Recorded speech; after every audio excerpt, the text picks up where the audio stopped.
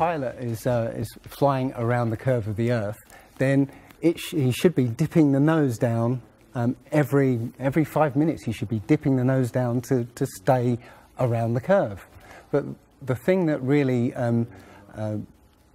got me interested was, as you say, the gyroscope. In a plane, there is an artificial horizon, okay, and it's based on a gyroscope. And if you spin a gyroscope on a surface, it will want to stay upright. You can twist and tilt the surface as much as you like, the gyroscope will stay upright. So if a plane has a gyroscope and it starts following the curve of the Earth, the gyroscope would stay upright, which means the artificial horizon will start to roll backwards. But it doesn't. That's absolute proof that a plane flies over a flat surface rather than a curved one. Because I asked the pilot on my last flight, do you ever notice the artificial horizon rolling backwards? He said, no, but the artificial horizon has complex electronics in it to make sure it knows where it is on the Earth and it compensates. But I went to the manufacturer of the artificial horizon, and they confirmed to me that it's completely mechanical, nothing electronic in it whatsoever. So it's literally just a gyroscope that can freely move. So that right there is proof to me that planes fly over a plane. None of it makes sense. The problem is that we're taught as children, this ball Earth lie, and you might ask as a child, what about the people in Australia? They're standing on the bottom of the globe, won't they fall off?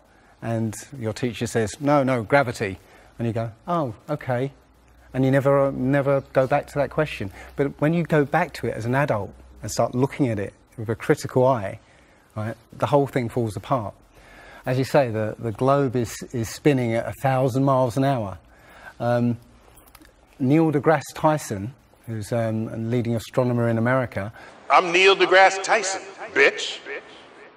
Tells us that the Earth is not a perfect circle. It is actually an oblate spheroid. It's squashed and wider at the equator. Yeah. So Earth, throughout its life, even when it formed, it was spinning, and it got a little wider at the equator than it does at the poles. So it's not actually a sphere. It's oblate, and officially it's an oblate spheroid. That's what we call it. But not only that, it's slightly wider below the equator than above the equator. A little chubbier. A little chubbier. Yeah. Chubby is a good word. It's like pear-shaped. So my question to him would be, why is there land at the equator? Because water will move more readily than rock. So if the Earth is spinning, the water will be collected at the equator. I mean, if you spin a wet tennis ball, okay, you spin a wet tennis ball, the water shoots off at the equator, essentially. So all the water will be gathered around the equator. So why is there land at the equator? Doesn't make any sense. The other thing that's about the spinning Earth is looking at the stars. Now, directly above the axis of spin is the pole star, Polaris, okay, directly over the North Pole. And we're told that the reason that all the stars spin around the North Star is because the Earth is spinning at 1,000 miles an hour. Okay, seems to make sense, because if you put a long exposure camera pointing at the North Star, you'll see the stars will make perfect circles around, perfect star trails. The only problem is the Earth is also orbiting the Sun at 67,000 miles an hour. Okay, the Sun is moving, dragging the Earth and all the planets up that way or that way at 600,000 miles an hour. So why do we see perfect circles? Because that's the slowest speed, that's slowest motion in that mix, And yet the Earth is moving 67 times faster that way and 600 times faster that way. So you should see the stars do all sorts of strange motions, but you don't. You only see them make these perfect circles. That tells me that it's the stars that are moving, not the Earth. The thing is, what the scientists will give you is calculations and and theories why that happens. But we have experience. We see things and they either make sense or they don't make sense. What the scientists do is substitute our common sense and our intuition for calculations and theory, and we're supposed to believe the calculations rather than what we experience ourselves. There was a famous experiment back in the 1800s in England called the Bedford Levels experiment. Now, the Bedford Levels is a canal that is perfectly straight for 6 miles. Okay, so what a chap called Samuel Rowbottom did was he took a telescope, put it in the water about 8 inches above the water, and he had a friend, in a rowboat with a flag on the back, row all the way to the other end, and he was able to see the flag on the back of the rowboat the whole distance. Now, according to spherical trigonometry, the curve of the Earth is 8 inches per mile squared.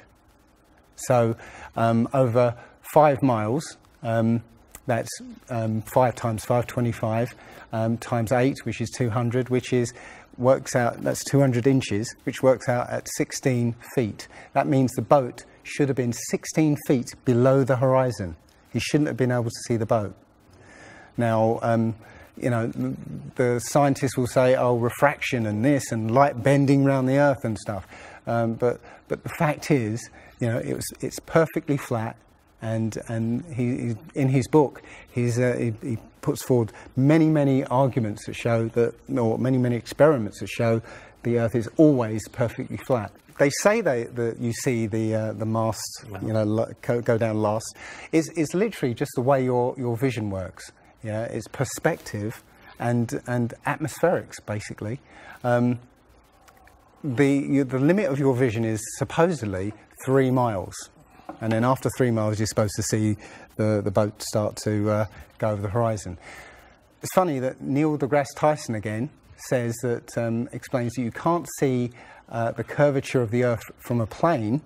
He says this, you can't see the curvature of the Earth from a plane because you're not high enough. The Earth is so big that you can't get high enough to see the curvature. Yet, you can apparently see a boat go over the curvature over the distance of 3 miles, which doesn't make sense. The thing is, when you look out and you see a boat start to go over the horizon, if you suddenly get a pair of binoculars and look, it comes back again. And once it goes out of the sight of your binoculars, if you get a telescope, it comes back again. It doesn't go over any curve of the horizon. What we found, many people have done experiments with very high-powered zoom cameras, and they've watched a boat sail out to sea, and they've just kept trained on this boat. And what they see is, after a very long distance, you see an atmospheric effect where the bottom of the boat disappears and and the top of the boat inverts, so you see a sort of mirror image. And that, with your eyesight, basically the bottom of the boat just melts into the horizon. One of the best examples of that is the Antwerp Notre Dame spire, which can be seen something like 240 kilometers away from the spire. So that should be over a mile below the horizon, and you can still see it. There's been a few famous examples just recently of a man who took a picture across the Great Lakes from Michigan and was able to see, I believe it's Chicago, which he shouldn't have been able to see. And the television station basically said it was a mirage. This is from Joshua Nowicki, and what you're seeing here is a mirage. We typically would not be able to see this from the Lake Michigan shore. We talked about this last night. Conditions are right on the lake that we're actually seeing a mirage of the Chicago skyline. But They always say it's a mirage, but for a mirage to happen, you have to have very specific atmospheric conditions. And there have been so many people who've seen exactly the same thing on different days, different seasons, always the same. You know, it's not a mirage. It's simply that you're looking across a plane. You see in a kind of pyramid shape. Yeah, you have a horizon at your eye level, and everything above the horizon will go down into the horizon. Yeah, everything below the horizon will seem to go up. Just like if you're in a long hallway, you'll see that the walls will start to move in, and the roof and the floor will start to move into the centre. Yeah, so literally between you and the object you're looking at, there's all sorts of things, sort of like waves going up and down, and while you can't see them, if they're beyond the limit of your sight, sometimes they can still obscure what you're looking at. But it's just because they're between you and it. And it's just the way, it's literally perspective. It's better if I could draw a diagram, but it's a very difficult subject to get your head around if you're not used to it. But it is perspective. One sort of other proof is there's a place in Bolivia called Salar de Uyuni, which is a salt flat. It's literally 100 miles wide one way and 80 miles across. And it's perfectly flat. And when it rains, literally you get an inch of water and it looks like a perfect mirror. Now, how does that happen on a sphere?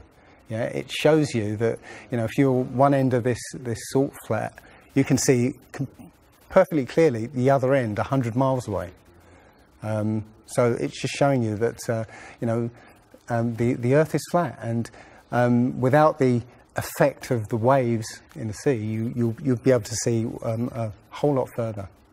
If you were to go to NASA and download one of their photos of the Earth in the moon's sky and put it in Photoshop, okay, drop the saturation and the levels down, you'll see that the Earth has been pasted in, because you'll see a rectangular box around the Earth. It's all fraud, it's all fake. Pretty much everything NASA puts out is fraudulent.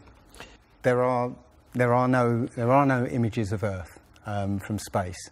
The only one that NASA actually claims is a photograph was from 1972, and it's the famous picture. It's got Africa sort of near the top, and it's the same picture they've been using for the last 40 or 50 years in every textbook.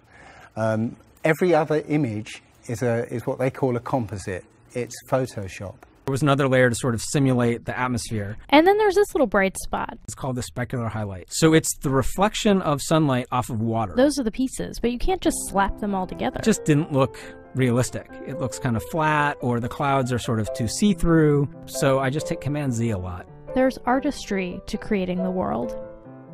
What I imagine it to be. Unfortunately, I'm not an astronaut.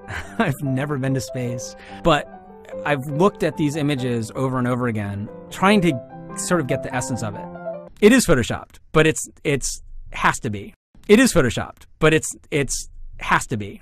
It is photoshopped, but it's has to be. It is photoshopped, but it's has to be.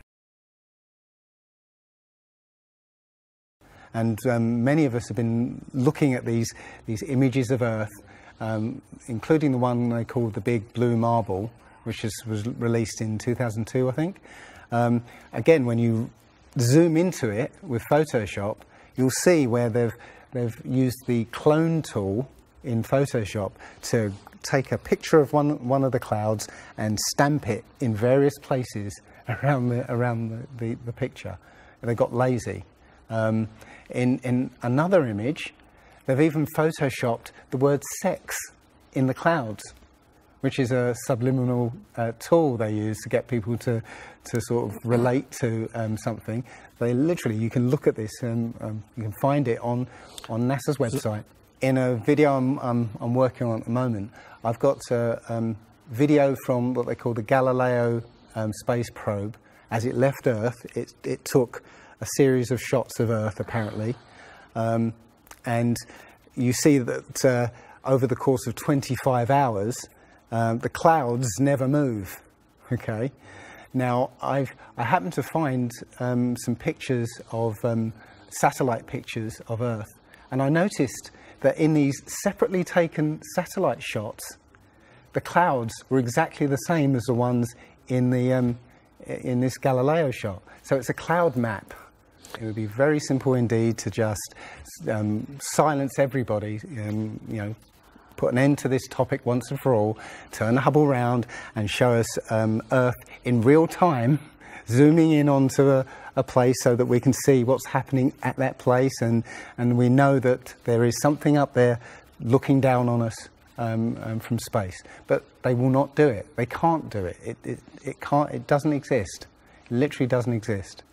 When you go onto the plane tracking software, you'll see hundreds and hundreds of flights over the northern hemisphere, and you can track those flights from beginning to end. When you look at any flight in the southern hemisphere, what you'll find is the flight takes off and disappears off the tracking, usually about an hour after takeoff, and then later on will reappear an hour before landing. Now, there's no explanation for it. I mean, the point is that distances are very different, and distances and flight plans are very different on the flat Earth than they are on the ball. And when you look at flights in the southern hemisphere, they make some really crazy, sort of deviations. So, for instance, if we look on here, let's say a flight from Cape Town over here to Australia, say Sydney in Australia, they will take you to Dubai first, somewhere around here, yes. Just recently there was a case of a woman who was pregnant on a flight, and she was her waters broke on the flight. And I think it was from the Philippines to Los Angeles. Mm-hmm. And again, if you look on this map, you're from around here somewhere to here. Okay. Now they were flying across, and literally her waters broke, and they had to divert. They had to land. So instead of either going back to the Philippines or going on to Los Angeles, they landed in Alaska. Which again, if you look on the flat map, it's again a straight path. Santiago, Chile to Australia, mm-hmm. right? Will usually stop in Los Angeles. Again, you can see on the flat map that it's again a straight path. It all seems to make sense, and if the only thing that would sort of confirm it or disprove it would be GPS, but hey ho, GPS doesn't work in the southern hemisphere. This is an issue because there have been a few people who said they've taken flights that have taken only 14 hours, and they're direct flights from Australia to South America. Now, somebody has actually redrawn the flat map to take into account these the distances, and apparently the distances work out. I haven't seen the map myself, but I should be looking further into it. But yes, up until these people came forward, and again, I haven't seen any real evidence that they have taken these flights. They told me they've taken these flights, but who knows?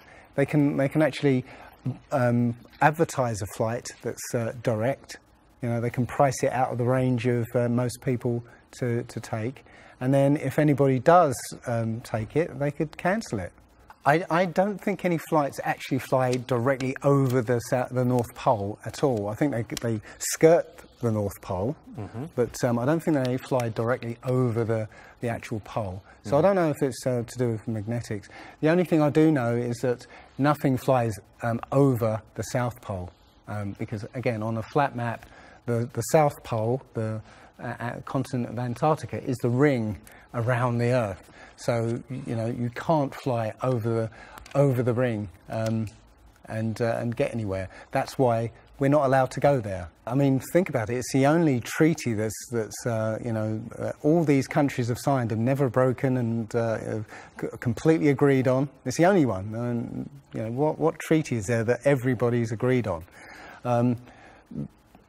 We're being kept away from it for a reason. They have some scientific bases there, and literally it's controlled by the military. If you try and go there by yourself, you will be sort of picked up and escorted back.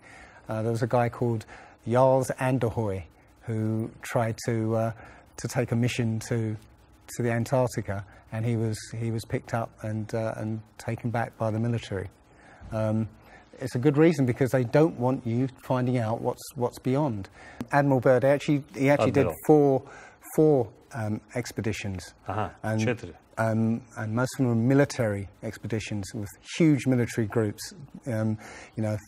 Thousands of people, planes, boats, the works.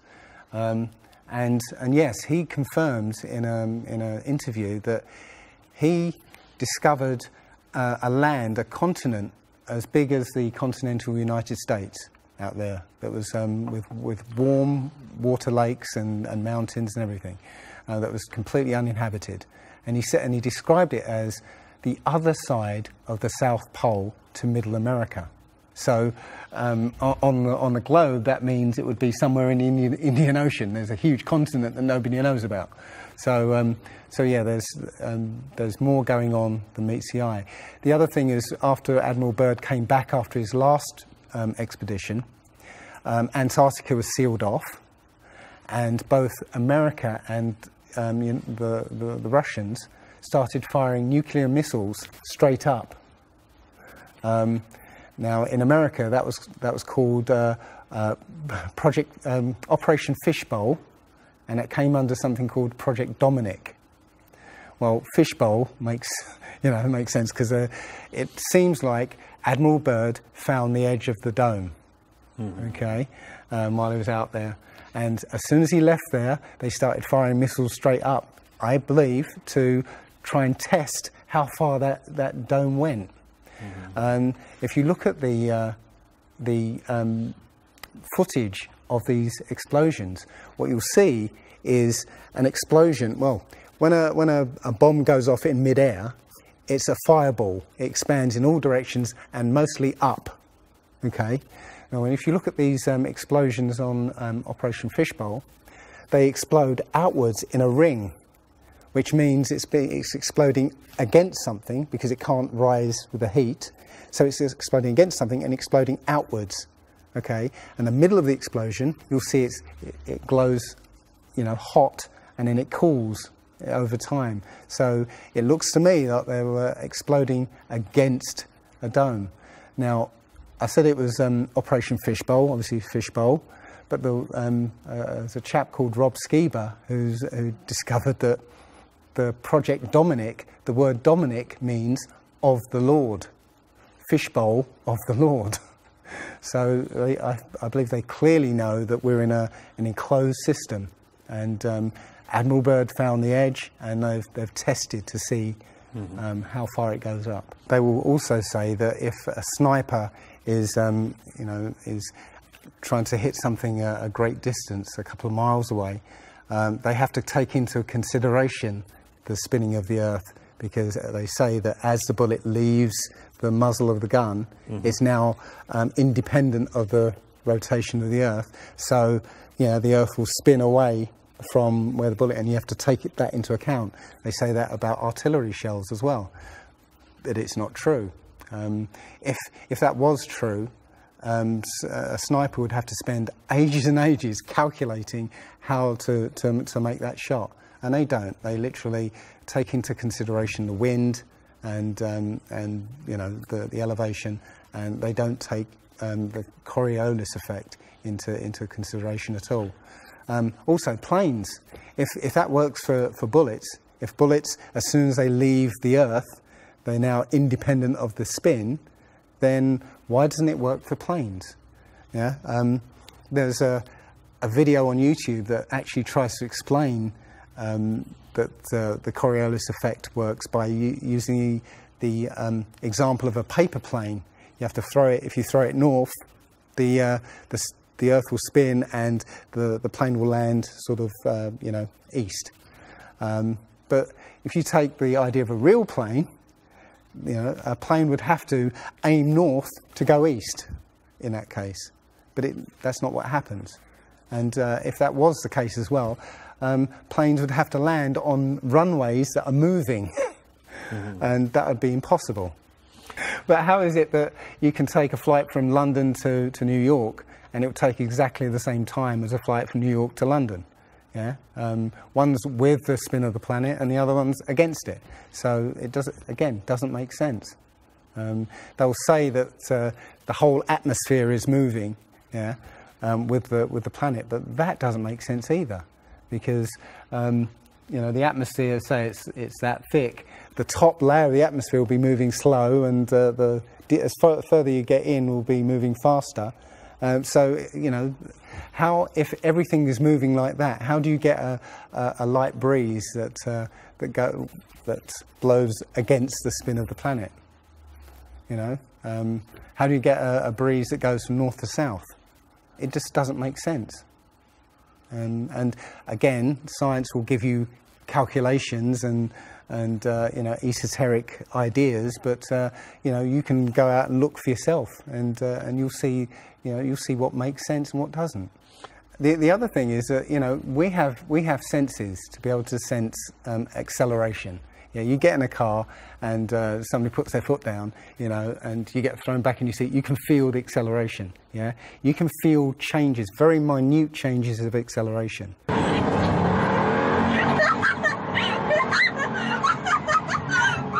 Yeah. So how is it that if you live up here in Macedonia, yeah, which is spinning at maybe 700 miles an hour, yeah, because the speed it's spinning is slower than this speed. So if you took a flight down to Africa, yeah, on the equator, why don't you feel the change in acceleration? Yeah, so why don't you feel the change in acceleration? You have these senses that will register the slightest change.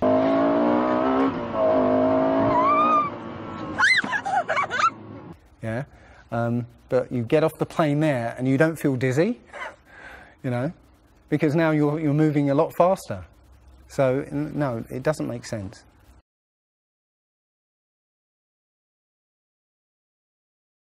Well, you saw from his balloon when he stepped out on the platform, the curvature of the Earth. Yeah, it looked very obvious. Oh, everybody pointed it and said, "Oh, look, there's a curvature." But when you actually looked at the ground, when you looked at the Earth, well, it was New Mexico. That's where he jumped. The whole Earth that you saw there was New Mexico. So if that was a curvature, the Earth must be very, very small indeed, and New Mexico must take up a huge part of it. Yeah, it was a fisheye lens to curve that, to make that curve. And when he jumped, it took, I think it took him like 2 hours to get to that height. Yeah, he went straight up. In that 2 hours, the Earth should have rotated away quite a distance. But I think he only landed something like 70 kilometers away from where he sort of went up in the first place. And that can be attributed to the wind. So no, I mean there's no proof whatsoever. There is so much to this. As I said, if you start looking and asking questions about the very basic things, you'll find that the answers you were given as a child just do not make sense.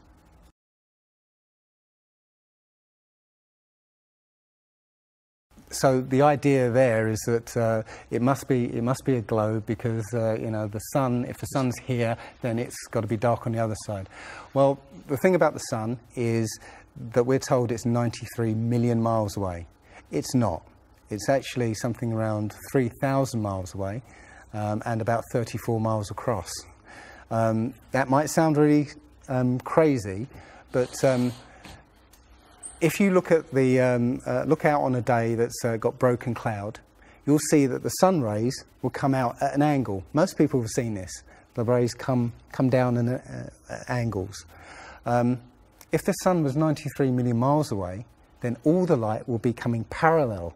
So if you imagine, there's no way to show 93 million miles, but something way, way over there, all the light that reaches this globe will be parallel. There's no way that light can come that far and spread out like that.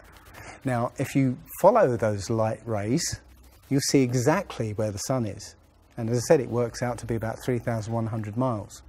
Now, if that's the case, and the sun is circling over this flat plane, yeah, its light range is limited. So it's illuminating the path of the Earth. It's like over at the moment. So, say over Europe, it might, or over South America there, it's over there. Well, Australia's going to be in the dark because the sun isn't going to throw enough light to illuminate Australia.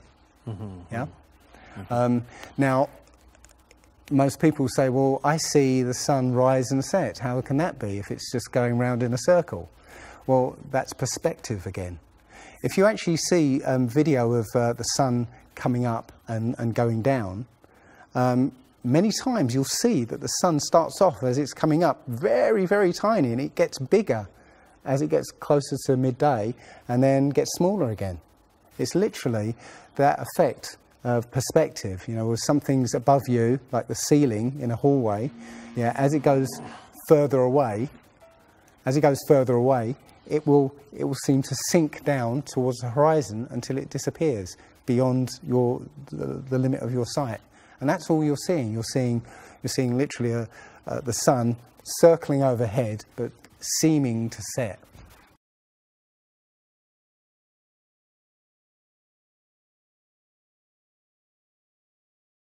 There was a team in California that launched a rocket 75 miles up. And you can find this video on YouTube. It's difficult to watch because the cameras, there were 7 cameras on this rocket, and it was spinning as it went up, so it's very, let's say, difficult to watch. But this chap, Refi, studied this video meticulously, looking for some kind of mistake or some kind of evidence, and he realized that he could see the moon. So he went online to a website called timeanddate.com, where it will show you graphically where the moon and sun is at any time on any day. And he did a bit of detective work to find out exactly when the rocket was fired, and found that the moon should have been on the other side of the planet, over Australia. Now, the rocket was 75 miles up and it could see the moon, but anybody down on the ground wouldn't be able to see it. But the point is that if the moon was over Australia, on the other side of it would be on the other side of the planet, which is, okay, there. So down there on the other side of the planet, and the rocket went up here. So there's no way that rocket should have been able to see the moon on the other side of the planet.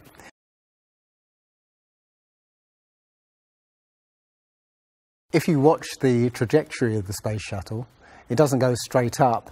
It always goes in a curve and out to sea.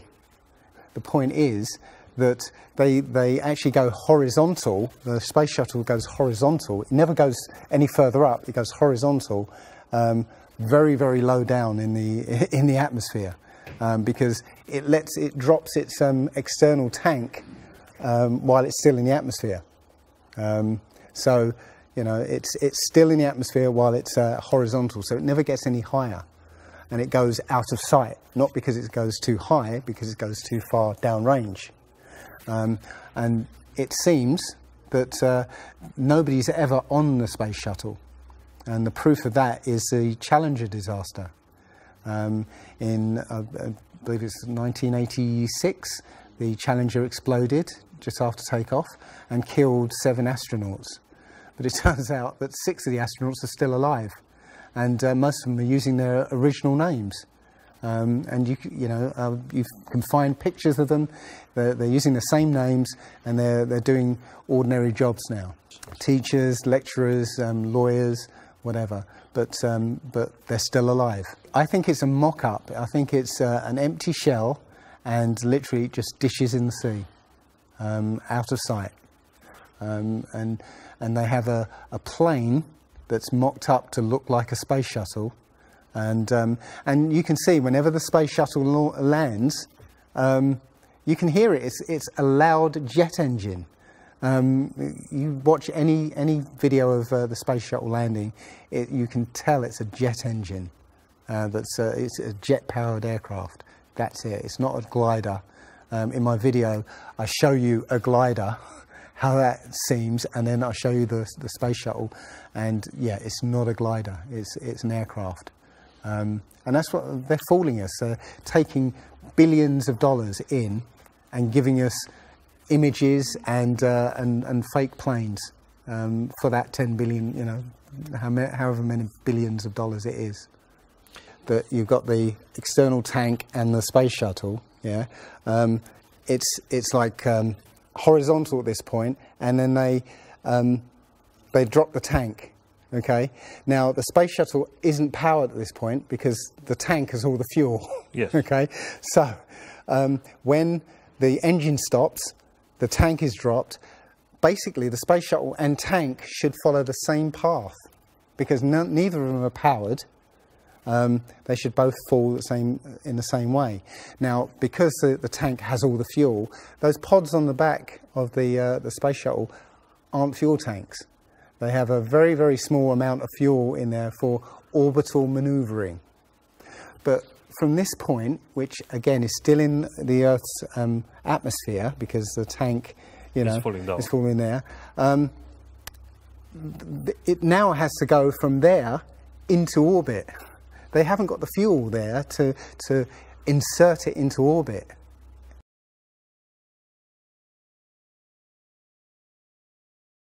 Disney and NASA have worked very closely together. Disney worked with NASA on the moon project. Yeah, they made it. They filmed it so that it would be entertaining for the masses. Yeah, and they're still working with NASA. I absolutely believe that Stanley Kubrick, you know, filmed the moon landing. He left a few clues just to say, so that, you know, like Michelangelo. Yeah, so that we eventually would know that this was his work. Yeah, I did this. It's a joke. It was meant to fool people in 1960s. So you got like clear footprints, but yet you don't have where an impression where the pads of the lunar lander were. Or a blast crater where the engines were blasting downwards, and also the camera followed the capsule straight up, right, and it followed it very precisely, right, and it stopped when it started to pitch over, right. Now, NASA says, "Oh, we did it remotely." Well, there was a 2 or 3 second delay between sending signals and the camera starting to respond, and then another couple of seconds for them to see what's happened. So it's next to impossible to get that sort of accuracy with that kind of and it's only done once. I mean, they can't sort of keep doing it over and get it right. You know, they do it once and they got it right the first time. So no, it's either they left an astronaut on the moon to film them, or it was fake. It was fake. It was absolutely fake. There's not too many people involved in this. I mean, NASA controls space as such. The other agencies, have popped up, but literally it's a money-making scheme. NASA makes, you know, hundreds of billions of dollars a year. Dobra, Rusi. Okay. The Russians, okay, they're getting in on the act as well. You know, they make money from this. And have you seen the imagery that they put out? The Chinese have put out, or I think it was the Japanese that put out images of Earth from the moon, and it looks even more fake than NASA's ones. It's a money-making scheme, and they're all joining the bandwagon. But you know, that isn't the first thing that's been hidden over the years. I mean, we're all driving petrol cars because 100 years ago, the Rockefeller family basically cornered the market on oil, and the car industry was going electric. So, you know, all cars would have been electric from the get-go, but they basically forced everybody to use petrol cars, and have hidden this secret. And literally, you know, we could be running around in electric cars that have unlimited mileage by now, but we're still using these 100-year-old machines, dirty machines, because of a secret that's been kept. It's easy. If everybody's been trained into believing that this is real, right? And there's space, and it's within our interest to explore space and you know, go to the moon, go to Mars. Yeah, people will pay for it, and they're making billions. And yeah, there's more to it, because I believe there's a big deception coming, and it's to do with aliens, because now since Roswell, 1947. That was the first time anybody had ever understood the idea of aliens. But since then, we've been bombarded with science fiction and the idea of aliens. And most people believe there are aliens out there. So they've prepared us for an alien invasion or an alien saviour. And I think the flat Earth came along at the right moment to educate people, to make people believe or understand that we've been lied to. And if you know, as I know in my heart now, that is real and this isn't, I will not be fooled by aliens coming, because there are no aliens. There's no space. Yeah, it's all fantasy by Disney and NASA.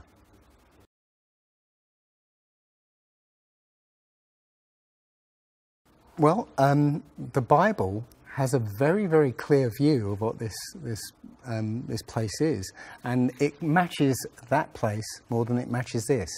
Okay, and what it says is the great deep is under it, just water. It's just deep water, and above the firmament is water. And you know, it says in Genesis that he separated the water below from the water above, and made a space. And then made dry land appear out of the water. So what's under the flat Earth? Well, it's water, and it just goes on. Again, I don't know for sure, because I've not been under there. I don't know what's past the outside of, or the you know, the first few hundred miles of Antarctica. But everything I've seen over the last year and a half tells me that is true and this isn't. And I'm starting to believe and trust my intuition about this.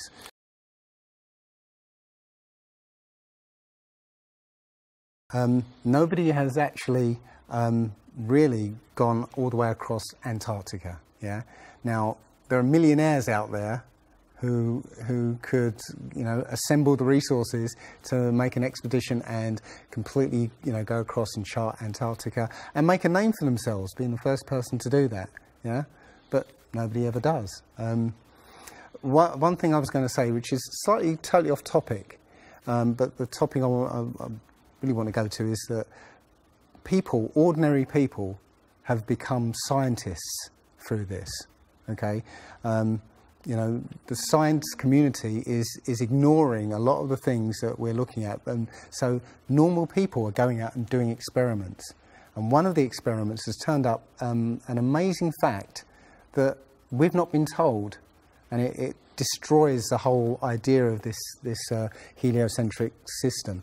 And that is the moon.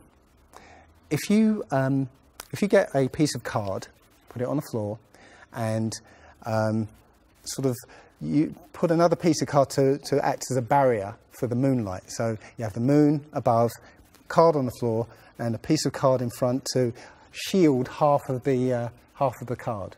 Yeah. Now, a lot of people have these laser thermometers. Now, you can actually measure the temperature of the moonlight next to the temperature of the shade of the moonlight, and you'll find the moonlight is colder than the shade, the opposite from the sun. So the moon is throwing out its own light, and that light is the opposite from the sun. Now, that tells you that it's not reflecting the sun's light. It's producing its own, and its light is different from the sun's. So, you know, the scientific community have not told us this, because they won't tell us this, because it destroys this idea that the sun is, you know, is lighting up the moon.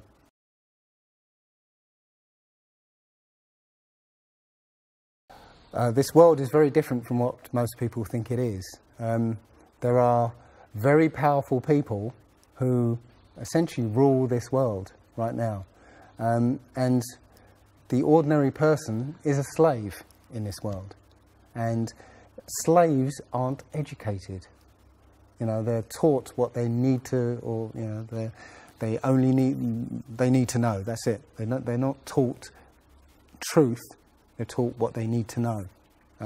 And so you're taught enough so that you can, you know, do the paperwork and operate the machinery, but you're not meant to know what's really going on, because that's the power they have over us. They know what's going on, you know, how this world works. We don't, so they can control us. One of the things about slavery is the slaves weren't freed. They were never freed. When the 14th Amendment or 13th Amendment, I can't remember which one, actually made everybody a slave. If you're a citizen of a country, you're a slave. That's what a citizen is. So they literally extended the slavery to everybody and made it an open prison, and that's where everybody in the world lives now. We're slaves to very powerful masters. We don't see bars. No. Yeah?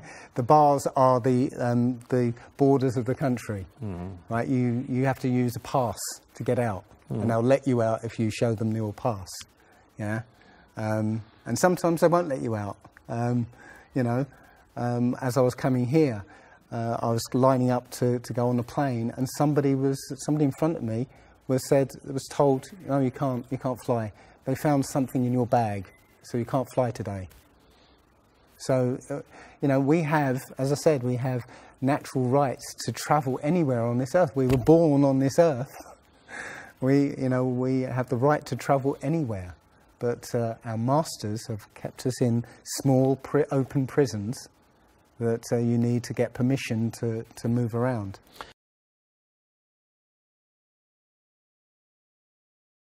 This idea that, billions of years ago, nothing exploded and then everything came out of that nothingness, ridiculous. But they try to make you believe that the idea that a supreme being, a creator, created this is ridiculous compared to that idea. I mean, if you look at it objectively, I would lean towards a creator, because there's so much that points to the fingerprint of a creator. But it's no less ridiculous than nothing exploding and becoming something. In my opinion, the Big Bang theory and the theory of evolution and the ball Earth theory are all interlinked, and they're all there to make us feel as though we're insignificant. We're small, tiny, miniature, unimportant pieces of slime crawling around on a speck of dust in an infinite universe. If that's true, and there's no purpose, there's no meaning to anything, then our owners can do whatever they want with us. Then, this is all accidental, so food can be genetically modified because it's imperfect. We can be modified because we're imperfect. If we realize that this is the universe, and complete universe. Yes, this system is is everything. Everything that NASA has put out is CGI, is fake. Okay, people say, I think you mentioned it. if you look out into the universe, you see that the moon is round, spherical, and the planets are spherical, and so why are we flat? Well, how do you know that the planets and the stars are spherical? All you get is, if you look for a telescope, you see a flat disk. If you think you see a spherical shape there, well, it needs two eyes to resolve 3D. If you're looking for a telescope, you can't see anything in 3D. It's going to be flat anyway. So all you see is a flat blob of light. It's only NASA that's given you these beautiful pictures of so-called planets and stars. Yeah. So it's a fallacy to say, well, everything else out there is spherical, so we must be. How this is special. So why? It's like saying a basketball is round, so why isn't the court round? It's a fallacy. So this idea of a ball Earth, theory of evolution, the Big Bang, is all about making us feel nothing, so that we can be used. If everybody realised how special we all are, how unique every single life is, then this whole world would change overnight. We wouldn't allow ourselves to be used by this cabal. We wouldn't allow this planet to be destroyed, because they're destroying it because, oh, it's just an accidental planet, one of millions. We've found other Earths. Eventually, if this one gets too messed up, we'll go to another one. No, this is it. So if we all realise that, then we wouldn't allow all these things that are going on. It's all about control. There are a small group of people who want to control the world, and because there's so many of us out there, they can't control us directly. They can't, this small group of people can't, come round to all of us and control us directly. So they must use our own minds, our own hearts and minds against ourselves. And this is what they've done. They've educated us into this world, into this globe spinning, heliocentric Big Bang evolution world, which makes us nothing.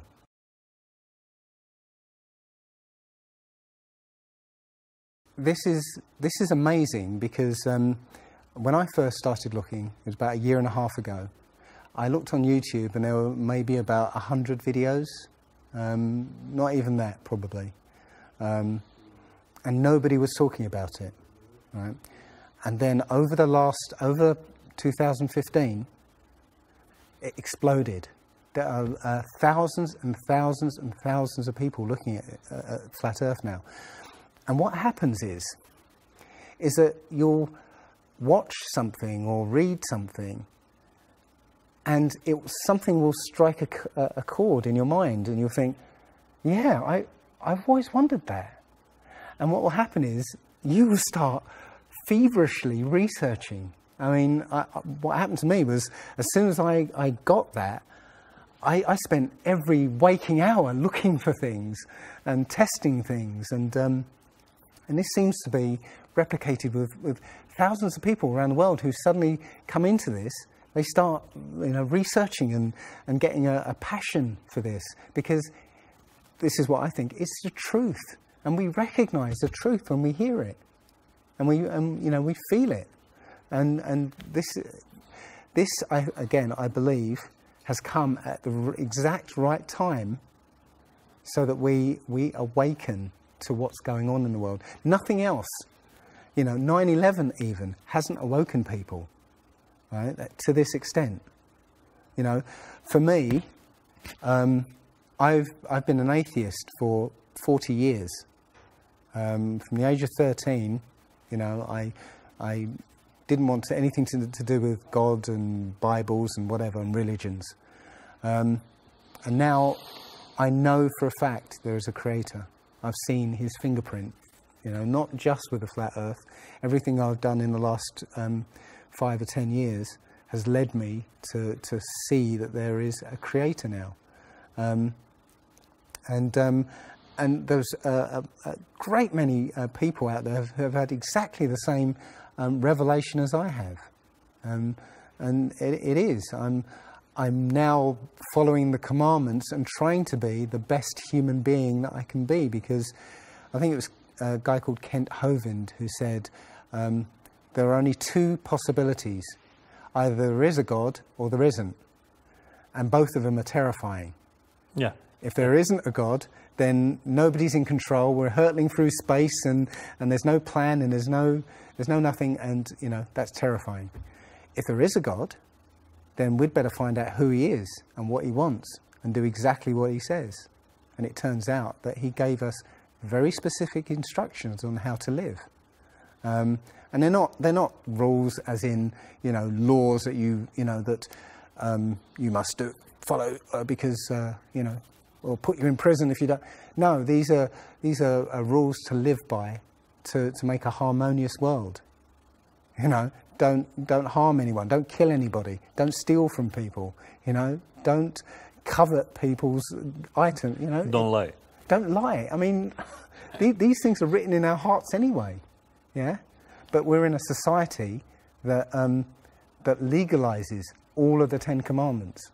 The policemen and soldiers can kill. They're allowed to kill. Politicians can lie. They can lie. They're lying all the time. They're lying all the time. Police have been told that they are allowed to lie to try and get to catch somebody. Yeah, they're allowed to lie. Everything in the 10 Commandments is legalized in this society. That tells you who runs this society. Yeah. So yeah, this is a profound movement. I don't like using the word movement, but it's a profound shift in consciousness for people, because and like any other topic that's come out in the last few years, this one has made people realise that they've been